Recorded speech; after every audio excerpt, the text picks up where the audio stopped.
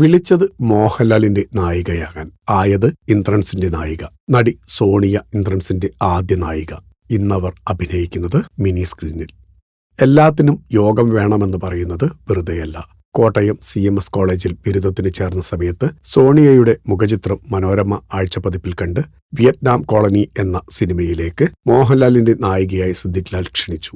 ആദ്യത്തെ 3 സിനിമകളും ബമ്പർ ഹിറ്റായി സിദ്ദിഖ് ലാൽ കത്തി നിൽക്കുന്ന സമയത്ത് അങ്ങനെയൊരു ഓഫർ സ്വപ്നതുല്യമായിരുന്നു. എന്നാൽ വീട്ടുകാരുടെ എതിർപ്പ് മൂലം സോണിയ നോ പറഞ്ഞപ്പോൾ അതിൽ കനക അഭിനയിച്ചു.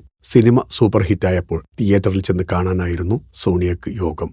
കിരീടം, ഭരതം, ഹിസ് ഹൈനസ് അബ്ദുള്ള എന്നീ ഹിറ്റുകൾക്ക് ശേഷം സിബി മലയിൽ മോഹൻലാൽ ടീം ഒന്നിച്ച കമലദളത്തിലും സോണിയ നായികയായി പരിഗണിക്കപ്പെട്ടു. അവിടെയും കുടുംബത്തിന്റെ എതിർപ്പ് വിനയായി. അവസാനം മാനത്തെ കൊട്ടാരത്തിൽ ഇന്ദ്രൻസിന്റെ നായികയായി വന്ന കനകം എന്ന കഥാപാത്രത്തിലൂടെ സോണിയ ശ്രദ്ധിക്കപ്പെട്ടു. മകളുടെ മനസ്സ് സിനിമയിലാണെന്ന് കണ്ടതോടെ വീട്ടുകാർ എതിർക്കാൻ നിന്നില്ല.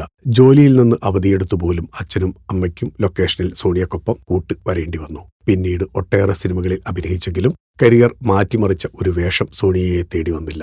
എന്നാൽ മിനി സ്ക്രീനിൽ ആ കുറവ് പരിഹരിച്ചു. ഒട്ടേറെ ശക്തമായ കഥാപാത്രങ്ങളെ അവർ തകർത്താടി. മനസ്സ്, ചാരുലത, സമയം, കറുത്തമുത്ത് എന്നീ പ്രശസ്ത പരമ്പരകളിലെല്ലാം നിർണായക വേഷങ്ങൾ അവതരിപ്പിച്ചു.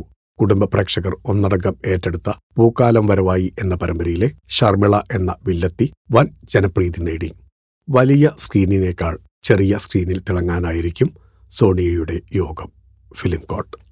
നിങ്ങളുടെ കരുത്തിൽ ഞങ്ങൾ ഉയരുകയാണ്. സബ്സ്ക്രൈബേഴ്സ് 10 ലക്ഷം കടന്നിരിക്കുന്നു. സ്വർണ്ണ തളിക നേടാൻ സഹായിച്ചതിന് നന്ദി. നിങ്ങളും ബെൽബട്ടൺ അമർത്തോ.